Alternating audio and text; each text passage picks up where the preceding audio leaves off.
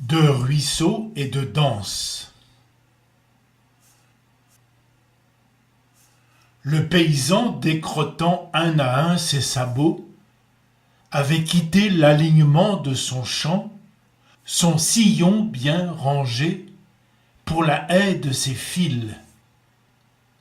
Lançant sa navette qui viole le voile qu'elle fait naître, il reprend son travail de semeur, jetant ses vœux à des dizaines de fils tendus comme une harpe. Conduisant son métier sur ce ruisseau de toile, sa pensée vole vers la rivière d'en bas, grumelée de lumière, et part en images belles, futiles ou graves, qui vêtiront sans qu'elle le sache celle qu'habillera ce tissu qu'il invente. Un coup à droite, un coup à gauche, dureté sous la toile qui tressaille. Dans le roulis de sa navette, il rejoint les sols arides, les jungles nocturnes, les déserts étouffants des pays fabuleux. Inde, Afrique centrale, Indochine, Algérie, Madagascar, terre de nudité brune, noires ou jaunes, pour qui il tisse le sari, la tunique ou le pagne minuscule. Ou encore la robe de safran éclatant d'un de ces bonzes serviles pliant sous déroulement des gongs devant des dieux bleus et fertiles aux bras tournants comme rouelles, et pour qui, lui, le tisserand, danse devant l'autel de son métier sa bourrée perpétuelle.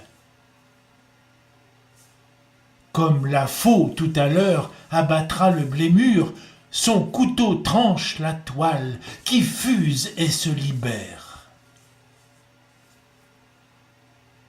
Pendant qu'en la montagne, les pousses se hissent vers le soleil et que le paysan tisserand au sous-sol domestique déroule sa chevelure de toile, les femmes à l'étage filent. Il y a un mois, le colporteur est venu récupérer de vieux tissus afin d'en faire la bourre. Cette bourre, on l'atteindra près du ruisseau.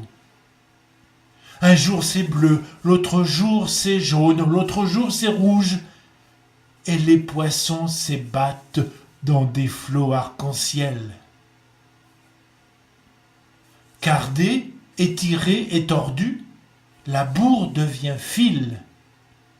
De longues distances de fil pour lier ou pour tirer les humains, ou pour retenir leur cerf-volant dans le pays des songes.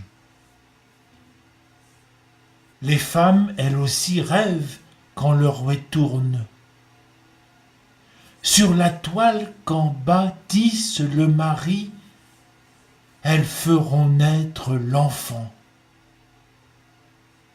Ou bien elles souligneront d'un pli leur dense féminité. Ou bien elles vêteront la maison.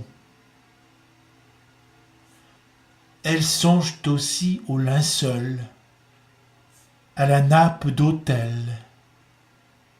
Mais d'un dernier élan, elles enveloppent l'homme sans rien qu'elles aiment.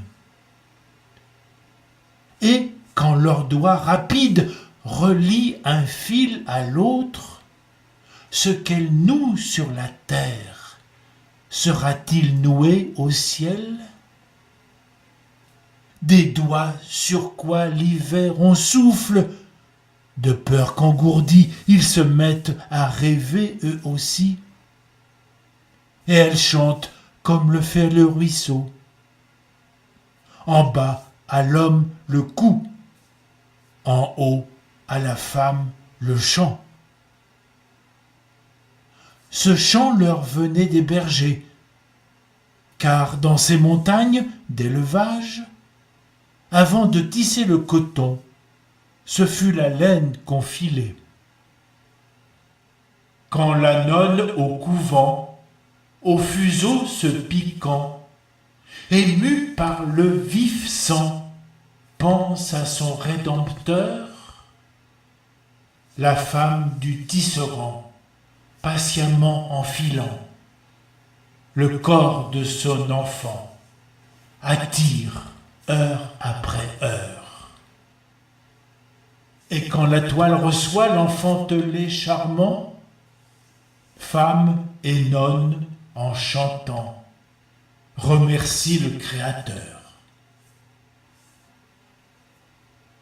Fileuse et tisserand savaient bien que l'homme, en naissant à rien, il n'est qu'un sourire sur un point de nudité. Mais surtout, il est rien. Si on l'habille, c'est pour qu'à l'intérieur de ce voile, il se bâtisse un corps, et que dans ce corps, il se construise une âme. Corps, voile d'emprunt émouvant de candeur, cocon promis à quelque renaissance. Après des siècles de travaux, d'épreuves et de vouloir, dans la fête ou dans la haine, on dévoile la statue. Voici l'homme. Alors, plus besoin de l'ange ou de linceul. Ensuite, il y eut 100 000 métiers dans les vallées. Des régions du Lyonnais partaient des étoffes bigarrées, des textiles chamarrés, des parures ouvragées et des folies diaphanes. Dessins, motifs, éclats, la France répandait sur les autres nations un diapré de couleurs et de rythmes, pendant que, modeste et discret, en son cocon pendu, le bombix du mûrier bavait inlassablement cette écharpe scintillante, faisant Lyon capitale d'une Asie somptueuse, d'un Orient d'Europe.